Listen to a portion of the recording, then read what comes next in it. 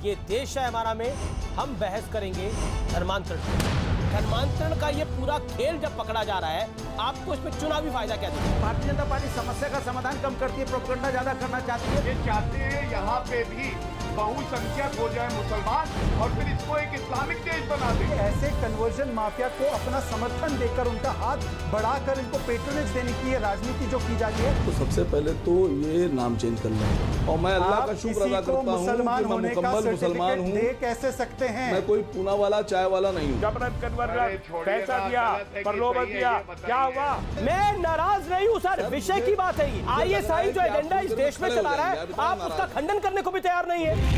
आप देख रहे हैं ये देश है हमारा, अमीश देवगन के साथ। नमस्कार। इस हफ्ते ये देश है हमारा में हम बहस करेंगे धर्मांतरण पर। और वाकई क्या इस देश में कोई धर्म परिवर्तन गैंग सक्रिय है? असम से लेकर उत्तर प्रदेश तक, कश्मीर से लेकर केरल तक, गुजरात से लेकर पूर्वोत्तर तक। आज ये देश है हमारा में हम इसका व्याख्यान भी करेंगे और इस पर बड़ा खुलासा भी करेंगे। तो स्वागत है आपका इस हफ्ते के ये देश है हमारा में।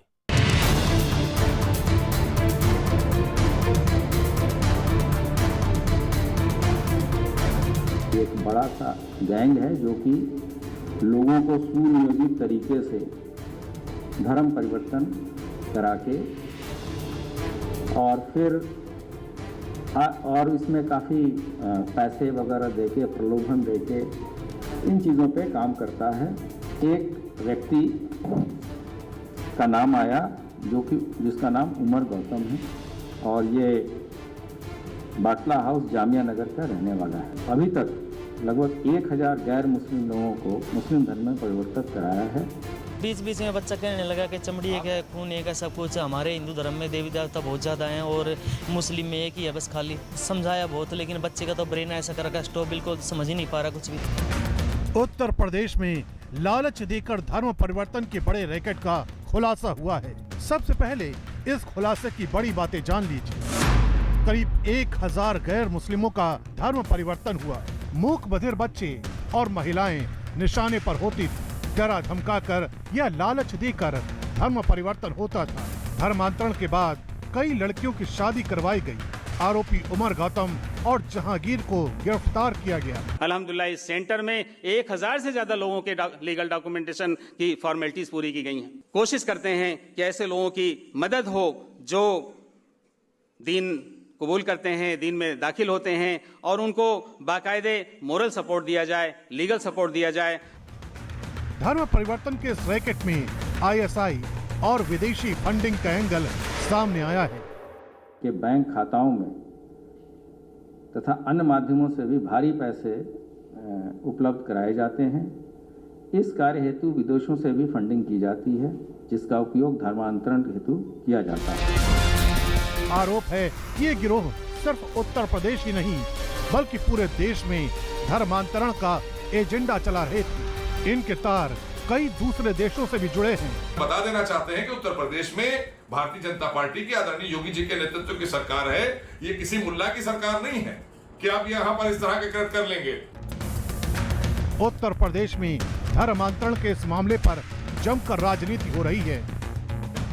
उत्तर प्रदेश में धर्म परिवर्तन का कानून तो पहले से ही मौजूद है। इसके मतलब उत्तर प्रदेश की सरकार, उत्तर प्रदेश की पुलिस किसी भी क्षेत्र में कानून व्यवस्था बनाए रखने में नाकाम हो रही है। कफन चोर हो, जनता की समस्या का तो समाधान पुलिस नहीं कर पा रही है, लेकिन हर घटना का राजनीतिक रूप रंग देना चाहती है। ये हमारे उत्तर प्रदेश के लिए चिंता की बात हो गई। हैरानी की बात है कि धर्मांतरण के इन आरोपियों की पैरवी के लिए जमीयत उलेमाए हिंद खुलकर सामने आ गया है। जमीयत ने ऐलान किया है कि वो उमर गौतम को कानूनी मदद मुहैया करवाएगा। सवाल है कि क्या ऐसे संवेदनशील मुद्दे पर सियासत उचित है? आज इसी पर होगी देश की सबसे बड़ी बहस। और अब विश्लेषण का वक्त है। धर्मांतरण में कट्टरपंथी खेल का विश्लेषण सुनिए। डराकर, धमकाकर या लालच देकर धर्मांतरण की चाल। धर्म के नाम पर कट्टरपंथ फैलाने में जुटे हैं कुछ संगठन जो कि बेनकाब हो रहे हैं लगातार। इसके अलावा आतंकी संगठनों का धर्म के नाम पर ब्रेन वॉश का खेल है। भारत में भी धर्मांतरण के लिए विदेशी फंड मिलने पर बहुत बड़ा संदेह हुआ है। गरीब मजबूर युवा होते हैं इनका सबसे बड़ा टारगेट। अगर गरीब है, मजबूर है और वो युवा है तो उसको टारगेट बनाया जाता है और बहुत ही पेशावर तरीके से, बहुत ही प्रोफेशनल तरीके से ये पूरी कार्रवाई निर्धारित होती है। इसीलिए ये जो इन दोनों का जो पूरे तार हैं ये पूरे देश में जुड़े हुए दिख रहे हैं। इसीलिए यहां पर गुजरात की भी बात करनी जरूरी है, केरल की भी बात करनी जरूरी है, यहां पर असम की भी बात करनी जरूरी है, उत्तर प्रदेश की भी बात करनी जरूरी है। इसीलिए मेरा आखिरी पॉइंट विश्लेषण का यह धर्मांतरण पर एक देश एक कानून की आवश्यकता अब आ पड़ी है, यह बड़ा विषय है।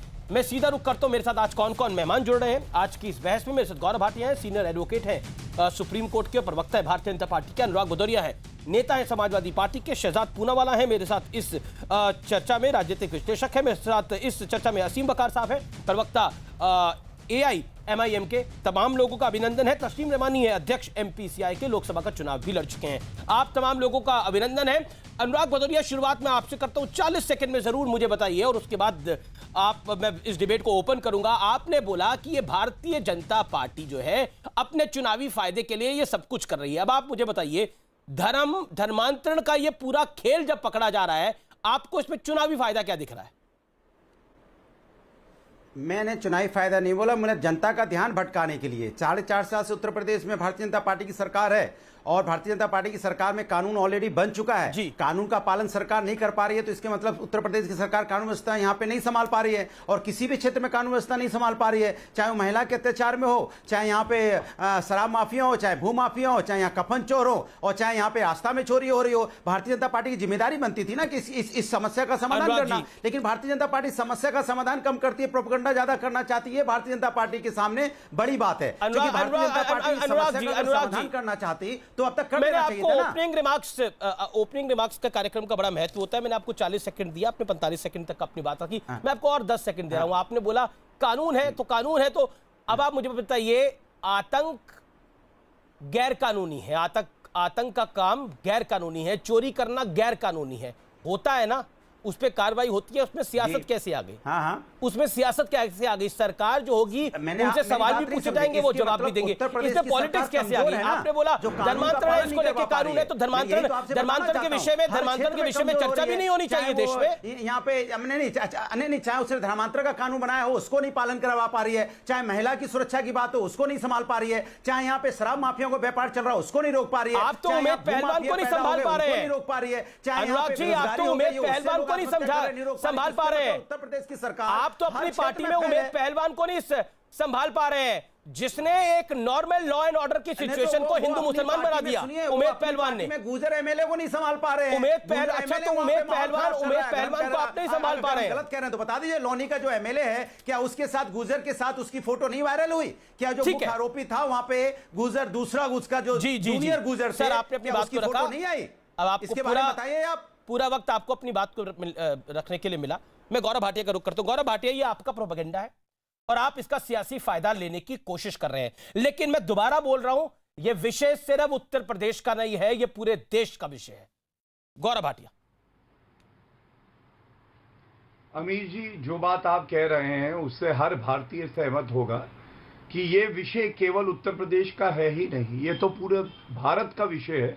और खासकर कुछ ऐसे दल हैं जिसके यहाँ पे भी नुमाइंदे हैं, और कांग्रेस पार्टी ने तो आज प्रवक्ता भेजा ही नहीं होगा, क्योंकि वो मुसलमानों के खिलाफ अगर कुछ बोलेगी तो उनको लगता है अपराधी भी है, तो उनका वोट बैंक छटक जाएगा। लेकिन ये बात सत्य है, किस तरह से हम लोगों ने हमेशा ये मुद्दा उठाया है कि जबरन धर्मांतरण कराना, प्रलोभन दे के कराना, जो दिव्यांग हैं, हमारे देश के बच्चे हैं, महिलाएं हैं, उनको जबरन आप धर्म परिवर्तन कराएंगे तो ये अपराध होना चाहिए, और इसीलिए अध्यादेश आया था। अनुराग शांत, उनको वक्त दीजिए, आपको वक्त दिया मैं। प्लीज, गलत बात। कानून व्यवस्था को कायम रखने की जिम्मेदारी इन लोगों ने उस वक्त जब, कानून व्यवस्था को एक मिनट शांत करा लीजिए भाई, शांत करा लीजिए, इनको शांत कराइए। अमीश जी, बोलिए क्या गौरव हो जी, गया इनको, क्यों बौखला गए? धन्यवाद। तो सबसे पहले तो अमीश जी, इसीलिए ये अध्यादेश जरूरी था जो उत्तर प्रदेश में आया, और बिल्कुल सही बात है, ये योगी जी की सरकार है। हमने सुनिश्चित किया कि आप किसी का जबरन धर्मांतरण नहीं करा सकते हैं, और कार्रवाई हुई। अब अमीर जी जरा सोचिए कि अगर समाजवादी पार्टी की सरकार होती, और ये मेरे हाथ में एक तस्वीर है, देखिए किस तरह से अपने धर्म पे इन्हें गर्व नहीं होता है। ये लोग चले जाते हैं, टोपी लगाते हैं। प्लीज अमीर जी, देखिए गौरव, मैं इस डिबेट को ब्रॉडर करना चाहता हूं। कोई टोपी लगाता है, कोई टोपी नहीं लगाता, विषय वो इस समय महत्वपूर्ण नहीं करना है। चाहता हूं अमीर जी, अमीर जी मैं अपनी बात पूरी हाँ बिल्कुल, 30 सेकंड बचे हुए हैं, अब अपनी बात को रखिए, फिर असीम वकार साहब। धन्यवाद जी, धन्यवाद। देखिए आज क्या बड़ी बात आई कि हमारे बच्चों को, हमारी महिलाओं को जबरन धर्मांतरण कराया जा रहा है और इस पे सख्त कार्रवाई हुई। अगर यही समाजवादी पार्टी की सरकार होती, आप याद करिए, आरोपी का देखा जाता था धर्म, अगर वो मौलाना निकलता था तो चार्टर प्लेन पे मुख्यमंत्री के पास ले जाते थे। और मैं आपको उदाहरण दे दूं जो बात आप कह रहे हैं, लक्षद्वीप में हिंदू जो है वो माइनॉरिटी है 2.5%, मिजोरम में 3%, नागालैंड में 9%, जम्मू एंड कश्मीर में 29%। तो हम ये कहते हैं, ये जो कहते हैं अल्पसंख्यकों का हक होता है, इन प्रदेशों में जहां हिंदू माइनॉरिटी में है उनके हक का क्या। और आप देखिए आज आपकी डिबेट में सबसे बड़ी बात यह है कि इन लोगों के आईसिस से लिंक थे। तो ये लोग क्या चाहते हैं, ये चाहते हैं यहां पे भी बहुसंख्यक हो जाए मुसलमान और फिर इसको एक इस्लामिक देश बना दे।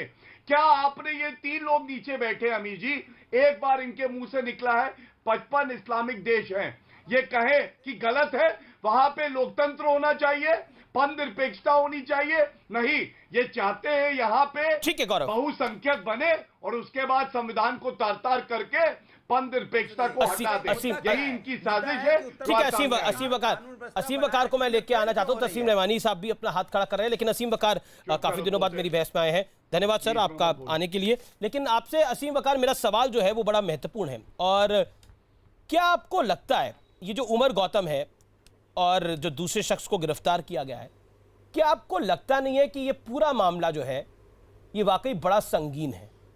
और इसकी संगीनियत को देखते हुए आप लोगों को भी, जैसे आपने हिंदूवादी गुंडे कह दिया था, उमेद पहलवान ने एक वीडियो को वायरल किया था, उसी तरह से इस विषय पर भी बहुत कुछ कहना चाहिए, क्योंकि ये तो वाकई देश की बात है। और धर्मांतरण अगर किसी का जोर जबरदस्ती से हो रहा है तो गलत है, संविधान तो नहीं अलाउ करता।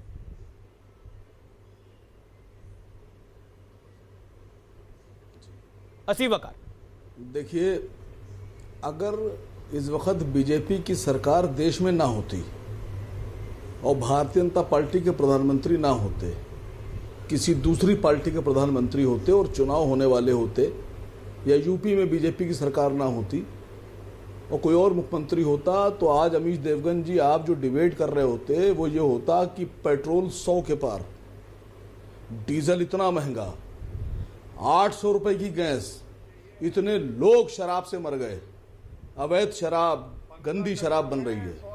इस वक्त आपकी जो डिबेट का मुद्दा था वो ये होता कि कैसे जमीनों में, मंदिर की जमीनों में घोटाला। सुनिए सर बात बोलने दीजिए। असीम वकार, 40 सेकंड तो आपने मुझे ज्ञान दे दिया कि आपका विषय क्या होना चाहिए था। आपको पता है हमने मंदिर पे क्या डिबेट करी है? आपको जानकारी है कि पेट्रोल डीजल पे कितने कार्यक्रम हुए हैं? शायद आपको जानकारी नहीं है, इसीलिए जो सवाल पूछा गया उसका जवाब दीजिए। आज आपको जब मेरे सहयोगी ने असीम भाई बुलाया तो आपको कारण बताया कि डिबेट हम किस विषय पर कर रहे हैं, तो आपने उसमें हिस्सा लिया। आप इसी बहस में हिस्सा लेने के लिए आए हैं ना? आपको किसी ने तो नहीं बोला था ये पेट्रोल डीजल पे बहस है इसमें और हमने धर्मांतरण की बात कर दी। बहस में हिस्सा लेने के लिए आए हैं सर, बिल्कुल लीजिए और अपनी बात को रखिए। सुनिए सर, आप इस विषय में बोलिए ना। मैं आपके संबंध किसी से नहीं बता रहा हूं, मैं ये नहीं कह रहा हूं कि आपके संबंध किसी से हैं या किसी पार्टी विशेष से हैं।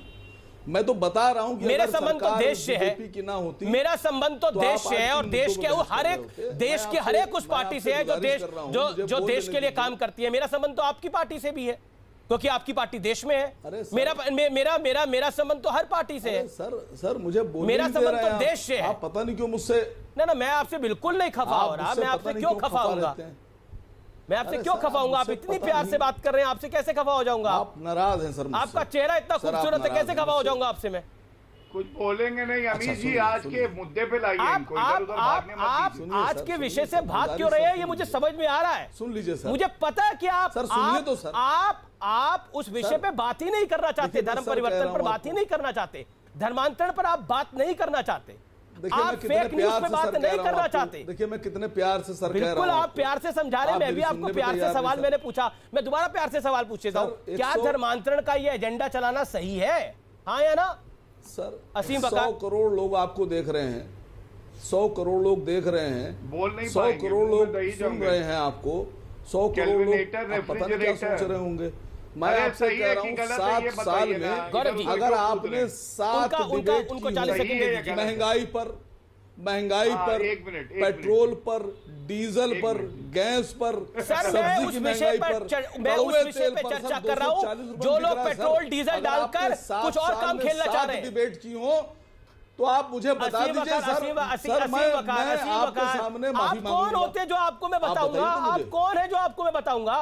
आप कौन है आपको मैं बताऊंगा कि मैं इस विषय पर आपका बहस कर रहा हूं, इस मुद्दा पे नहीं क्या कर है, क्या बोल रहा। आप रहे हैं? मेहमान हैं, आपको मेहमान की तरह सर, बताया, बुलाया, आपको विषय बताया। मैं इस महान भारत देश का, आप महान भारत देश के मैं इस नागरिक महान हैं। सर सुनिए सर, मैं आप कौन होता महान हूं, मैं भारत बता रहा देश हूं। के नागरिक हैं, लेकिन सर, भारत को इस महान बनाने के लिए भी कुछ भारत करिए। देश का भारत मैं को एक महान बहुत बनाने के लिए भी प्यारा कुछ सा करिए। बेटा हूं। सर मुझे बोलने नहीं दे रहे हाँ सर। आप बोलिए। सर आपसे मैंने इतनी नाराजगी की बात नहीं कही, आप क्यों नाराज हो रहे हैं? मैंने कुछ नहीं कहा आपको, मैंने बिल्कुल नहीं कहा कि आप बीजेपी को बचा रहे हैं। अगर मैंने कहा हो तो साहब 2.5 मिनट से आप धर्मांतरण पे बात नहीं करना चाहते। जो ओवैसी साहब ने ट्वीट किया जिसमें उन्होंने लिखा ये हिंदूवादी गुंडे हैं, उस पर आप बात नहीं करना चाहते। धार्मिक एजेंडा आप चलाना चाहते हैं, लेकिन जवाब भी नहीं देना चाहते। अब आप मुझे बताइए ना, ये जो 2 लोग पकड़े गए हैं, ये सही कर रहे थे, गलत कर रहे थे? मैं चौथी बारी सवाल पूछ रहा हूं आपसे। सर पेट्रोल डीजल पर आपका पूरा ज्ञान हो चुका हो तो बताइए। 1 मिनट, आप सर मुझ पर रिपोर्ट भी नहीं लिखा सकते। 100 के पार पेट्रोल है, मैंने झूठ नहीं बोला सर। डीजल महंगा हो गया, मैंने झूठ नहीं बोला सर। 225-230 रुपए में कड़वा तेल बिक रहा है सर, सरसों का तेल, अब मैंने झूठ नहीं बोला सर। आप मुझे बोलने नहीं दे रहे हैं सर। मैंने तो अच्छा, आप ये भी नहीं कहा कि है? आपके रिलेशन किसी पार्टी से हैं। अच्छा, आज आपको विषय क्या बताया गया था? आपको बताया गया था पेट्रोल डीजल विषय है? खरीद के खाता हूं सर सब। मैं चाहता हूं देश में आप चाहते हैं इस देश के अंदर, आप क्या चाहते हैं इस देश में धर्मांतरण हो, हाँ या ना? आप क्या चाहते हैं कि धर्मों के बीच में वैमनस्य पैदा हो, हाँ या ना? क्यों किया ट्वीट उस समय? क्यों लोनी की एक simple law and order situation को धर्म का एंगल देने की कोशिश की गई, सांप्रदायिक सौहार्द बिगाड़ने की कोशिश हुई इस देश के अंदर, और धर्मांतरण के विषय के ऊपर आप पेट्रोल डीजल पे बात कर रहे हैं सर। आपका कायदा कानून तो बहुत बढ़िया है कि धर्मांतरण का विषय होगा मैं पेट्रोल डीजल पे बात करूंगा, जब पेट्रोल डीजल का विषय होगा तो मैं किसी और चीज पे बात करूंगा। सर आप ओके, शहजादपुर वाला, it's been 7 minutes, it's been 6 to 7 minutes. आप इतना प्यार और मोहब्बत दीजिए हिंदुओं को। मैं तो पूरे देश को प्यार और मोहब्बत देना चाहता हूं, मैं इसको हिंदू मुसलमान में बांटना ही नहीं चाहता। मैं तो हिंदुस्तानी रखना चाहता हूं हर नागरिक को। आप इतना जुल्म कर रहे थे हिंदुओं पर कि वो हिंदू मैं बोल सकता ठीक है शहजाद पूनावाला, आप अपनी बात को रखिए। शहजाद पूनावाला 1 सेकंड, शहजाद पूनावाला आपको विषय पता है कि आपको विषय की जानकारी नहीं थी? 1 सेकंड शहजाद पूनावाला, आपको विषय पता है ना? मैं अपनी बात जी बोलिए। जी अमीश, आज का जो मुद्दा आपने उठाया है वो मुद्दा दरअसल राष्ट्रीय सुरक्षा को लेकर है, क्योंकि धर्मांतरण जब जबरन तरीके से, असंवैधानिक तरीके से किया जाता है तो उसको डेमोग्राफिक जिहाद बोलते हैं। और असम से लेकर जम्मू कश्मीर में कश्मीरी पंडितों का नरसंहार या पलायन हो, या आंध्रा में जो ईसाई ने कन्वर्जन माफिया किया है वो हो, उसका राष्ट्रीय सुरक्षा पर क्या परिणाम होता है। जैसे आज उत्तर प्रदेश की घटना ISI के द्वारा, पाकिस्तान के द्वारा कराई जा रही है, तो ये तमाम लोग उस पर चुप है, पाकिस्तान को क्लीन चिट दे रहे हैं। इससे पता चलता है कि पाकिस्तान को जब भी मिलती है लात तो उनको किसका साथ। अब ये जो लोग बोल रहे हैं कि आप सांप्रदायिकरण क्यों करते हैं, देखिए 100 चूहे खाकर बिल्ली हज को चली जैसा मामला है। जिन लोगों के पार्टी के नाम में मुस्लिमीन है, वो अमीश देवगन जैसे राष्ट्रीय एक एडिटर को ये बोल रहे हैं कि आप सांप्रदायिकरण करते हैं। ये जिन लोगों को एक आपराधिक मामले में जय श्री राम दिख जाता है, आज वो इस मामले पर कहने को मुंह उनका बंद हो जाता है कि आज ये इस्लामिक जिहादी कन्वर्जन माफिया नहीं है क्या, आज वो उनके मुंह पर टेप चढ़ गई है। और मैं इनसे कहना चाहता हूं इनकी सेकुलरिज्म की परिभाषा क्या है, इनके लुटियंस वालों की मंशा क्या है। ये एंटी कन्वर्जन लॉ जिसको रोका गया था पिछले साल, ये समाजवादी पार्टी के प्रवक्ता है, कहते हैं कि कानून व्यवस्था की प्रॉब्लम है। तो जब उत्तर प्रदेश की सरकार पिछले साल लव जिहाद के खिलाफ गुजरात की सरकार ला रही थी कानून, तो उसका विरोध क्यों किया? ये वही कानून है जो कांग्रेस पार्टी ने 50 और 60 के दशक में लाए, तब इन्होंने इसका समर्थन किया। जब उत्तर प्रदेश की सरकार ला रही थी तो उसका विरोध क्यों किया? और बस 10 सेकंड और सर, 10 सेकंड और, मैंने नहीं बोला, मैंने किसी के बीच में नहीं बोला। अमीश 10 सेकंड और। दरअसल अमीश जी, ये दिक्कत ये है कि जब चुनाव पास आ रहे उत्तर प्रदेश में तो हिंदुओं को निशाने पर कैसे लिया जाए। तो कभी राम मंदिर को लेकर, कभी श्री राम को लेकर, कोवैक्सीन में बछड़े का खून है, कभी इस पर सांप्रदायिकरण करके, या कभी ऐसे कन्वर्जन माफिया को अपना समर्थन देकर उनका हाथ बढ़ाकर इनको पेट्रोनेज देने की ये राजनीति जो की जा रही है, केवल इसलिए की जा रही है क्योंकि तुष्टीकरण का साथ करना है, क्योंकि यूपी चुनाव पास आ रहा है तो तुष्टीकरण का साथ अपनाना है। ये इसीलिए आज इन तमाम लोगों के मुंह पर पट्टी है। और ये जिनको आपने एमपीसीआई का प्रवक्ता बोला है, ये तो पीएफआई के प्रवक्ता है। इन्होंने पीएफआई एसडीपीआई के नाम पर चुनाव लड़ा है। जवाब देंगे पीएफआई पर आरोप है। पहले असीम वकार कुछ कहना चाहते हैं, असीम वकार कुछ जवाब देना चाहते हैं। असीम वकार रिप्लाई टू, एक सेकंड अनुराग भदौरिया, मैं आपको आपकी टर्न पे आऊंगा। अनुराग जी प्लीज मेरी रिक्वेस्ट को मानिए आप। Okay, Aseem Waqar reply, your reply to Shehzad Poonawalla, 40 seconds.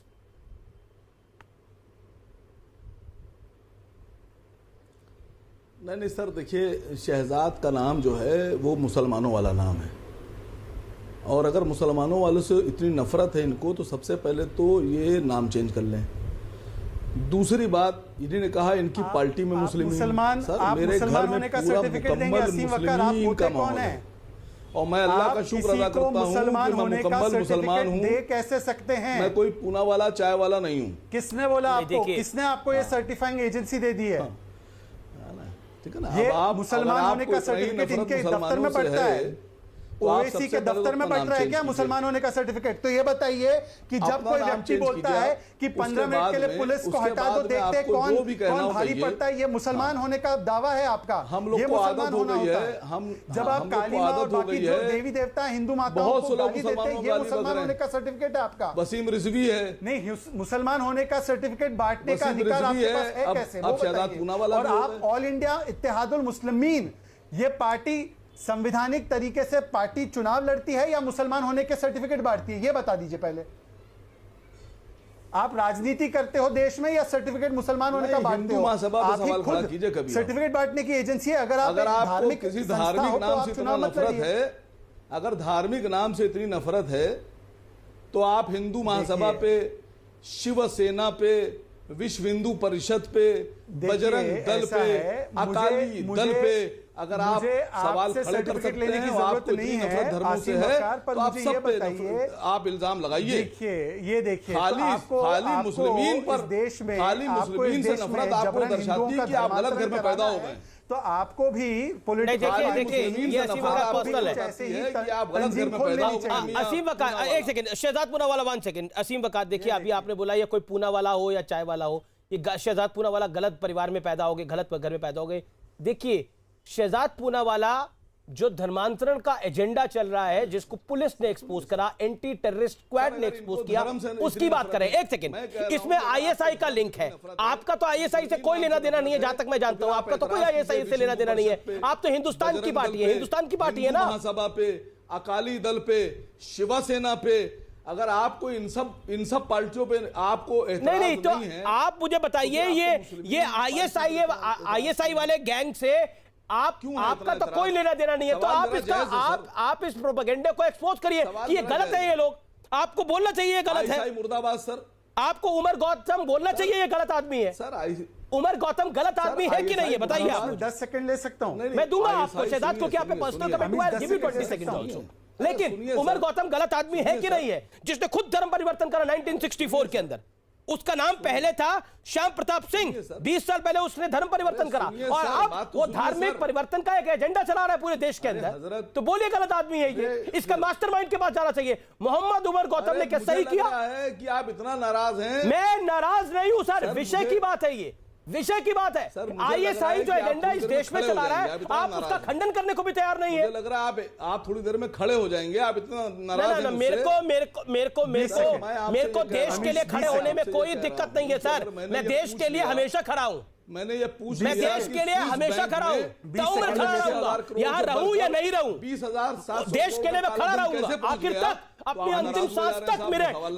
मेरी एक एक आवाज, मेरा एक एक खून का कतरा इस मुल्क के लिए, इस देश के लिए, इस मातृभूमि के लिए। हक है सवाल पूछना, आपका हक है सवाल पूछना, लेकिन आपका यह हक नहीं है कि आईएसआई एक एजेंडा चला रहा हो तो उसको आप उस विषय को आप डिफेंड करें। आप इस देश के वासी है, आपको बोलना चाहिए भारत का संविधान ऐसी इजाजत किसी को नहीं देता।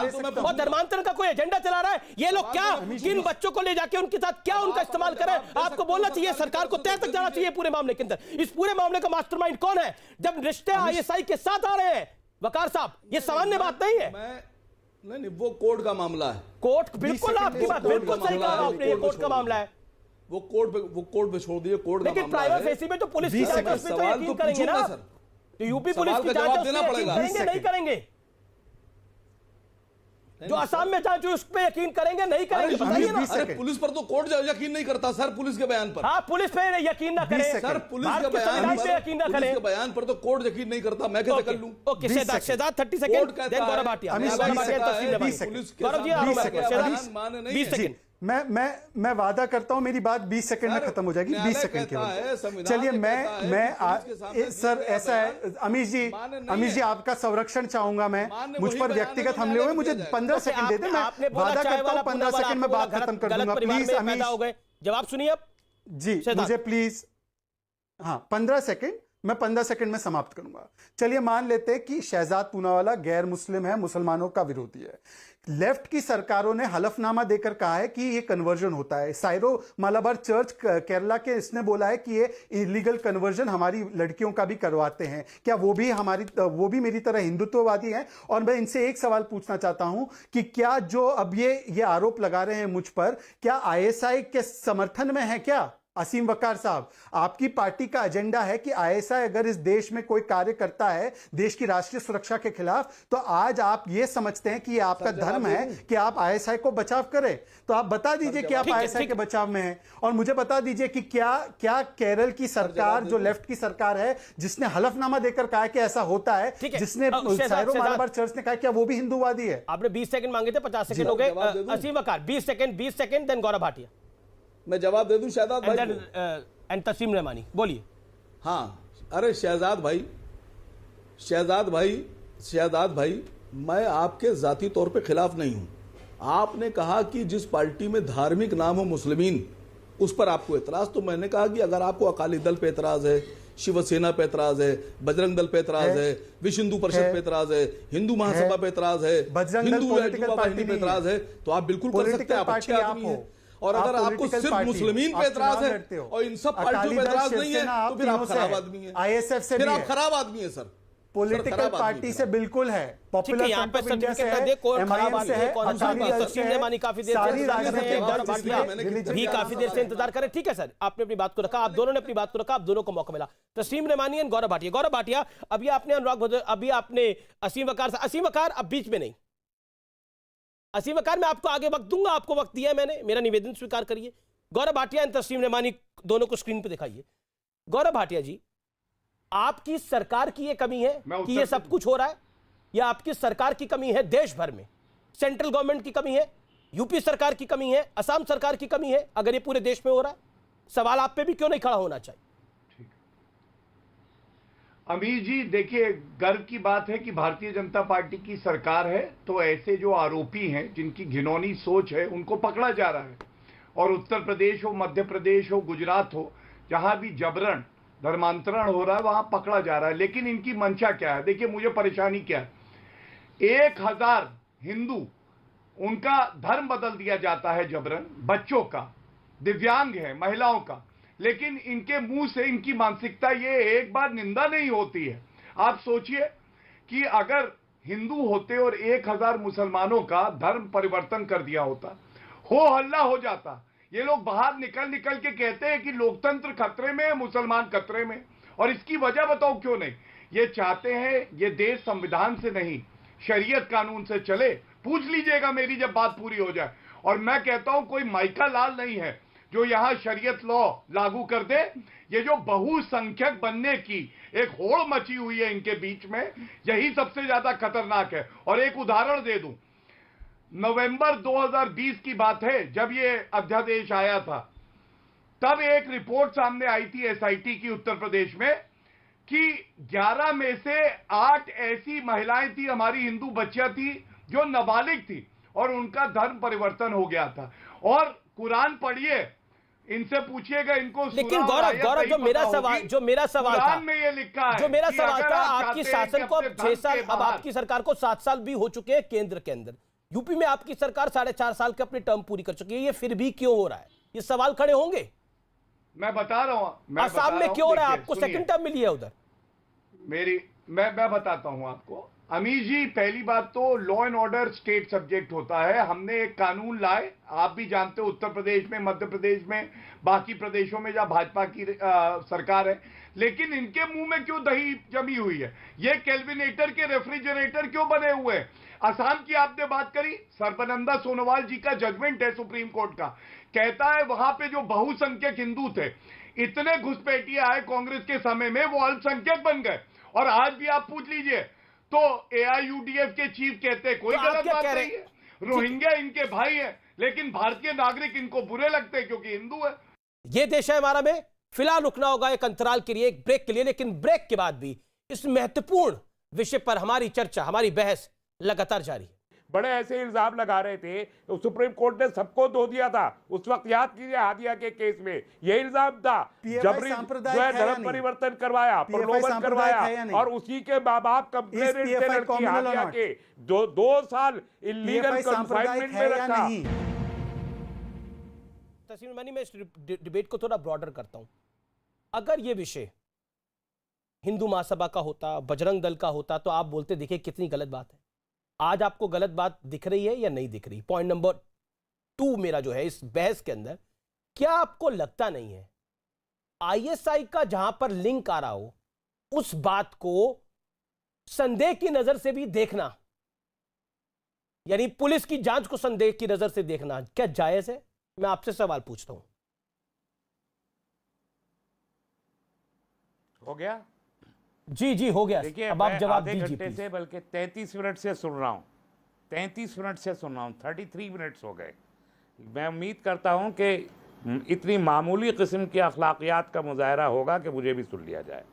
मैं पहले आपके तीनों सवाल मैंने नोट कर लिए, लेकिन गौरव भाटिया साहब ने बहुत ज़्यादा जहर उगला है, मैं थोड़ा सा उसको धोने की कोशिश करता हूं।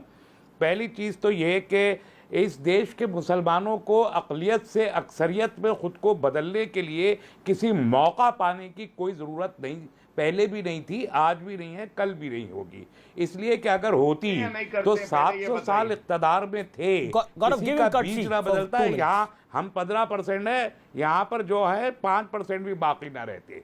हमने वो कोशिश जब इक़्तिदार में थे तब भी नहीं की, हमको आज भी ज़रूरत नहीं है, हम कल भी नहीं करेंगे। दूसरे, आपने माइनॉरिटीज़ की 9 स्टेट्स गिनवाई, उन 9 स्टेट्स में लक्षद्वीप का भी आपने नाम लिया। 2.5% वहाँ के हिंदुओं को अगर कोई शिकायत हुई है तो उसको रिकॉर्ड पे लाया जाए कि ये शिकायत हुई, लेकिन 98% मुसलमानों को आज वहाँ सरकार से जो शिकायत पिछले 3 महीने से हो रही है, सारा मीडिया जानता है कि किस तरीके से वहाँ उनको प्रताड़ित किया जा रहा है। नॉर्थ ईस्ट में मुसलमानों की नहीं है, वहाँ पर अक्सरियत क्रिश्चियंस की है, आप उनको भी वहाँ पर मुसलमानों में शामिल कर रहे हैं। तीसरे, आप कांग्रेस के खिलाफ कुछ भी बोले, मुझे कोई उससे प्रॉब्लम नहीं। आपका सवाल ये है क्या ये गलत है? बिल्कुल गलत है। पुलिस के जो ADGP साहब है उनका बयान मैंने सुना है, उन्होंने अभी तक इसको कंफर्म नहीं किया है कि इसका ISIS से कोई ताल्लुक है। ISIS नहीं, ये तो मैं ओखला में रहता हूँ, जामिया नगर में। ISI गलत बोल रहे हैं। ISIS का अगर एंगल है तो आपको पता होगा, फिर उसको खुलासा करिए आप। मैंने सुना है। अगर रहमानी साहब ISIS का कोई एंगल है तो खुलासा करिए। ISIS का एंगल अभी तक पुलिस ने नहीं बताया, ISI का एंगल बताया जरूर। क्या आपको लगता नहीं है ये जहांगीर आलम कासमी, क्या आपको लगता नहीं है मोहम्मद उमर गौतम गलत है? ये लोग DGP साहब टेलीविजन पे जो बयान दे रहे थे आपको, मैंने उसमें ये कोई जिक्र नहीं सुना कि इसका भी वो कह रहे हैं कि आपने तो कई विषयों में कोई जिक्र नहीं सुना होगा। जबरन आपने तो मेरे कार्यक्रम में बोला कि हिंदुओं की कश्मीरी हिंदुओं को, कश्मीरी पंडितों को अपने घर से निकाला नहीं गया, वहां नरसंहार हुआ ही नहीं, ये बोला आपने। जबकि आरे के बीच में डाल के लड़कियां काट दी गई थी वहां पर। अभी आप आरे के बीच में डाल के लड़कियां काट दी गई थी वहां पर। आपने मेरे कार्यक्रम में बोला हुआ है ना ये बात। अरे आपको तो कश्मीरी पंडितों का दर्द भी नहीं दिखता, आपको ये कैसे दिखेगा?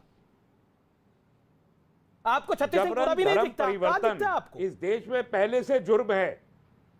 आपने अभी बहस में बोला ये गौरव भाटिया ने बड़ा जहर उगला, मैं इसको धोने के लिए आया हूं। जुर्म है और आज लेकिन ये तो जहांगीर आलम कासमी जहर खोद रहा सकते हो कि इसने जहर बोल रहा है, ये जो मोहम्मद उमर गौतम जहर बोल रहा है, आपको बहुत पसीने आएंगे। नहीं आप रेमानी साहब, रेमानी साहब, उमर गौतम साहब, उमर गौतम साहब, मौलाना जहांगीर कासमी साहब किबला 98 से मैंने सुना है कि वो ये काम कर रहे हैं।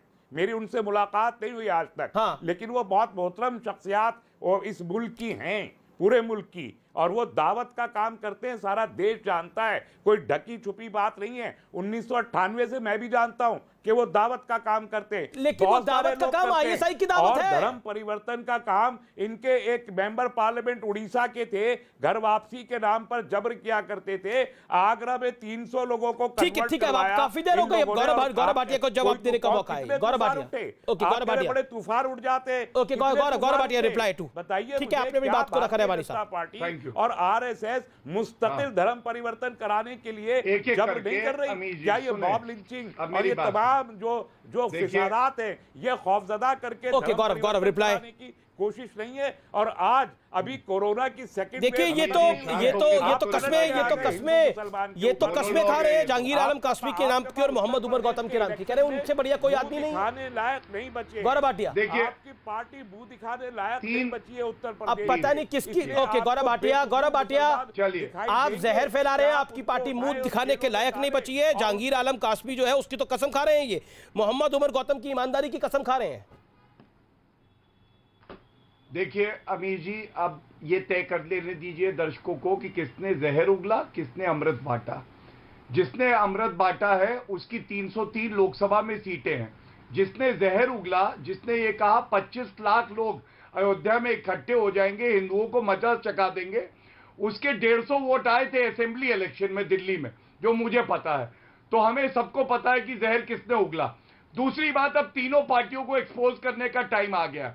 पहले तो झूठ बोल रहे हैं, एफआईआर की कॉपी है मेरे पास, ये कहती है आईएसआई विदेशी फंडिंग हो रही है। पढ़ के आते अच्छा लगता, लेकिन एआईएमआईएम पे आते हैं। याकूब मेमन को फांसी इसलिए हुई कि वो मुसलमान था, ये असदुद्दीन ओवैसी ने कहा है। इनके प्रवक्ता क्या उनसे ऊपर है? नहीं, ये तो इनकी जो है तुष्टीकरण की सांप्रदायिक राजनीति है। ये समाजवादी पार्टी का मैनिफेस्टो है। इसमें लिखा है अमीर जी कि जो मासूम बच्चे हैं मुसलमान, उन पे आतंकवाद के अगर मुकदमे होंगे हम वापस ले लेंगे। वो मासूम है, थोड़ा बॉम्ब ही तो मारते हैं, नागरिकों को मार दिया तो क्या है, मुसलमान है, माफ कर देंगे। और तीसरी बात, ये जो एसडीपीआई पीएफआई है जिनके यहाँ प्रवक्ता महोदय बैठे हैं, ये लोग खुद टेररिस्ट जो लिंक होते हैं उनके साथ इनकी सारी गतिविधियां होती हैं। अरेस्ट हुए हैं इनकी पार्टी। रेमानी साहब इसका जवाब देना चाहते हैं, अनुराग भदौरिया भी कहना चाहते हैं। पहले रेमानी साहब, फिर अनुराग भदौरिया। जहर फैलाते हैं। ठीक है, तस्लीम रेमानी जवाब। यही सारे इल्जाम हादिया और यशफीन के केस में, केरल में यही सारे इल्जाम लगाए गए थे। कन्वर्जन के नाम पर जबरन कन्वर्जन, पैसा दिया, प्रलोभन दिया। क्या हुआ? सुप्रीम कोर्ट में आप सुप्रीम कोर्ट ने मुंह पे थूक दिया। गलत है या सही है बताइए तस्लीम भाई, मैं आपसे पूछता हूं।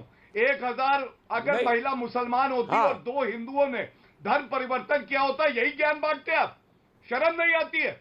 शरीयत लॉ लाएंगे, मुझे बता दीजिए ना, आप तो बोल रहे हैं, आप लाके सामने खड़ा कीजिए। बेकार की बात करते हैं। वो 1000 धर्म परिवर्तित लोग सामने लाके खड़ा कीजिए और वो कंप्लेंट कर रहे हैं, बताइए। धर्म परिवर्तन आप नहीं कराएंगे, समझ गए? देखिए, नहीं कराएंगे। मैं आपको बता रहा हूँ, अब आप सुन तो लीजिए ना। 1000 से ज्यादा है जिनका धर्म परिवर्तन उन्होंने करवाया। 25 लाख और मुसलमान आपके अंदर अगर जुर्रत है और यूपी पुलिस के अंदर अगर जुर्रत है तो लाके सामने खड़ा करें कि इनको प्रलोभन दे के इन्होंने कन्वर्ट करवाया है। कुरान में कहा दीजिएगा, कुरान में आप बताइए सूरा 2 आयत 221 क्या कहती है? 1000 लोगों को लाके स्कॉलर भी कर दिया और उन्होंने कह दिया कि जबरन धर्म परिवर्तन हुआ। Remani sahab, Gaurav Bhatia hold on, Gaurav Bhatia hold on, Remani sahab hold on, Remani sahab hold on, Gaurav Bhatia hold on, all audios down, all audios down. Remani sahab को स्क्रीन पे लेके आइए। रेमानी साहब, मैं आपके साथ एक संवाद करना चाहता हूं। रेमानी साहब, इत्मीनान से पहले आप चुप हो जाइए, शांत हो जाइए। रेमानी साहब शांत हो जाइए, आप ही के पास आ रहा हूं मैं। अभी आपने एक बात को बोला, आपने बोला 1000 लोगों को सामने लेके आइए और उसके बाद फैसला करें। यानी ये चोर की चोरी पहले पकड़ी जाए या चोरी का सामान पहले ढूंढा जाए? पहले क्या होता है? चोर की चोरी पहले पकड़ी जाती है या चोरी का सामान ढूंढा जाता है? एक सेकंड रेवानी साहब सुनिए, रेवानी साहब गिव मी दिस कर्टसी, रेवानी साहब give me this courtesy to ask. I have immense respect for you, but coming it from you, आपकी तरफ से इस तरह की बात आना, नहीं, आपकी तरफ से इस तरह की बात आना कि 1000 लोगों को सामने खड़ा कर दिया जाए, उसके बाद कार्रवाई करी, उसके बाद कार्रवाई होनी चाहिए।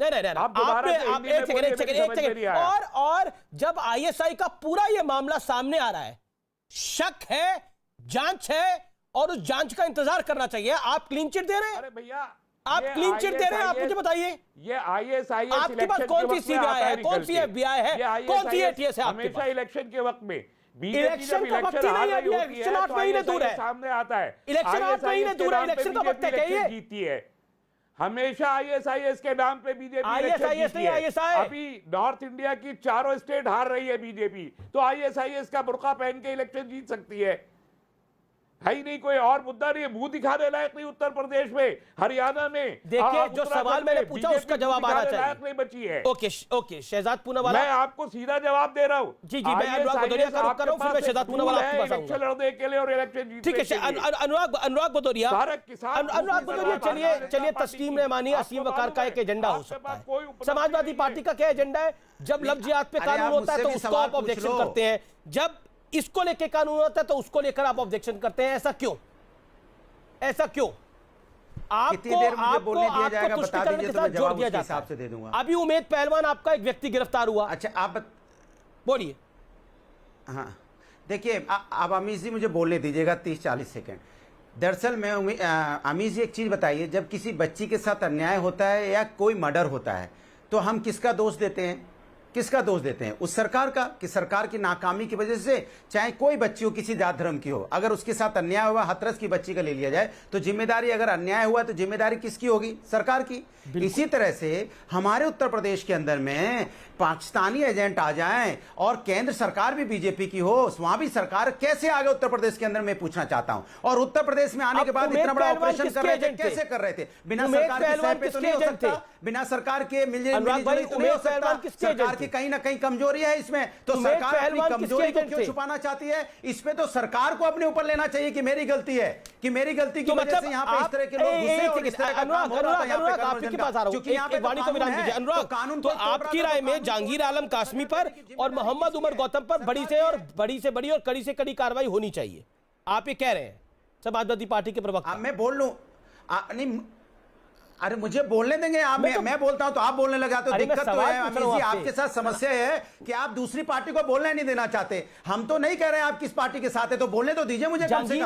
मैं कह रहा हूं जहांगीर आलम कासमी और मोहम्मद उमर गौतम के खिलाफ कड़ी और बड़ी कार्रवाई होनी चाहिए, नहीं होनी चाहिए? तो आप ही बोल लो, फिर काहे को बुलाते हो? आपसे भाई मैं कह रहा हूं, तो चेहरा दिखाने के लिए बुलाते हो तो ये बता दो कि हम समाजवादी पार्टी का चेहरा दिखाना है, फिर बैठा के उसको गरियाना है, ये बता दो आप। मैंने हम जो बोल रहे हैं आप सुनना नहीं चाहते। मैं बोलूं कार्रवाई की बात, आप कह रहे गरियाना है समाजवादी पार्टी, आप कह रहे गरियाना। मैं तो सवाल पूछ रहा हूं कि ये जो दो शख्स मेरी स्क्रीन पे चल रहे हैं, इस पे कार्रवाई होनी चाहिए, नहीं होनी चाहिए? बस यही समस्या है अमीश जी, आपके साथ दिक्कत ये है कि आप किसी की नहीं सुनना चाहते। दिक्कत ये है, मैं कह रहा हूं कि गाजियाबाद सुनना चाहते हैं अनुराग, कि गाजियाबाद में अनुराग आप सवाल नहीं सुनना चाहते। क्या समस्या अमीश जी आपके साथ, मैं समझ नहीं पा रहा हूं।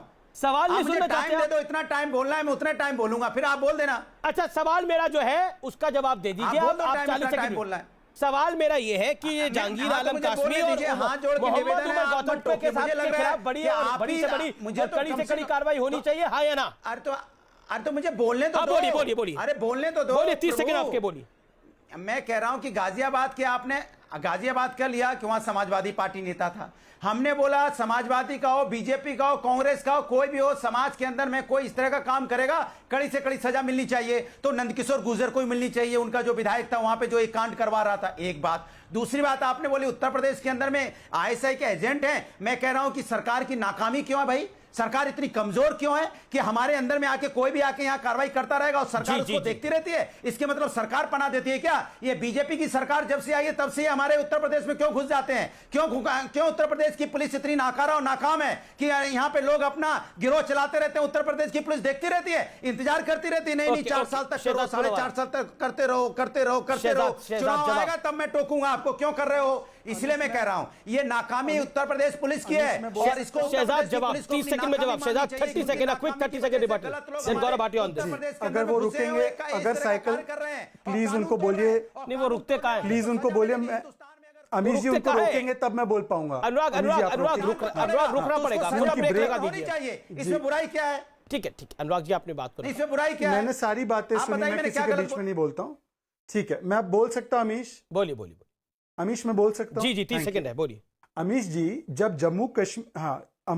जब जम्मू कश्मीर में एक छोटी सी बच्ची के साथ एक घटना हुई थी तो तमाम देश के बुद्धिजीवी और राजनीतिक विपक्ष के लोग जो है वो उन्होंने एक समुदाय विशेष का नाम लेकर, उसके धर्मस्थल का नाम लेकर प्लेकार्ड का कैंपेन चलाया था कि उसकी लाइफ के लिए क्या आप खड़े नहीं होंगे, क्या आप उसके अधिकार के लिए खड़े नहीं होंगे। आज यहां पर जब दलित लड़कियों को जबरन धर्म परिवर्तन करके, क्योंकि यहां पर अपराधी मुसलमान है, तो वहां पर कैंपेन क्यों नहीं हो रहा?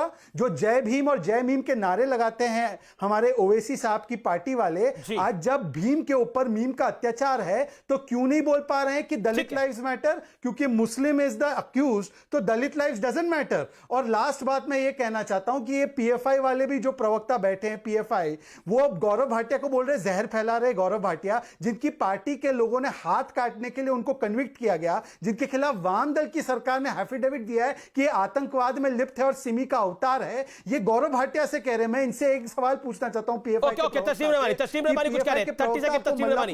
ठीक है okay Shehzad you made your point. Tasleem Rabbani कुछ कहीं स्कूल कॉलेज गए हैं आप और कुछ वकालत पढ़ी है, जाके सुप्रीम कोर्ट के डिसीजन पढ़िए। यही हादिया के मामले में इसी पीएफआई को यही चैनल, ये बड़बोले चैनल जो झूठ के अलावा कुछ नहीं बोलते, बड़े ऐसे इल्जाम लगा रहे थे। तो सुप्रीम कोर्ट ने सबको धो दिया था उस वक्त, याद कीजिए हादिया के केस में यही इल्जाम था, जबरी जो है धर्म परिवर्तन करवाया, प्रलोभन करवाया और उसी के माँ बाप कंप्लेंट लड़की हादिया के 2 साल इलीगल कन्फाइनमेंट में रखा, पुलिस ने उनको प्रोटेक्शन दिया।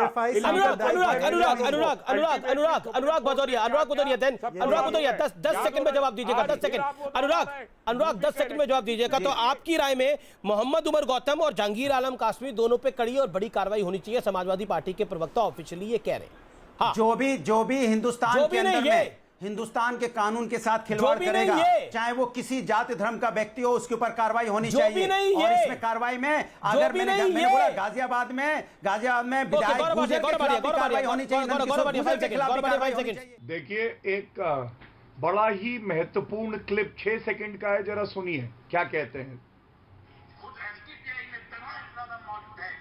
25 लाख लोगों को अयोध्या में इकट्ठा कर सकते हैं। एसडीपीआई 25 लाख लोगों को अयोध्या में इकट्ठा कर सकती है। यह है तस्लीम रहमानी का असली चेहरा।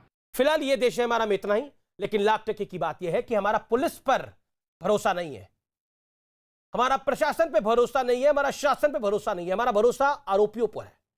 अगर हम समस्या को समस्या ही नहीं मानेंगे तो इसका समाधान कैसे ढूंढेंगे? मुझे लगता है कि आज की लाख टके की बात यह है कि समस्या को पहले समस्या तो माने हम। आप लोगों ने ये देश है हमारा को देखा, इसके लिए आपका बहुत बहुत शुक्रिया। लेकिन ये किसी समुदाय का मामला नहीं है, ये देश का मामला है। जय हिंद, नमस्कार।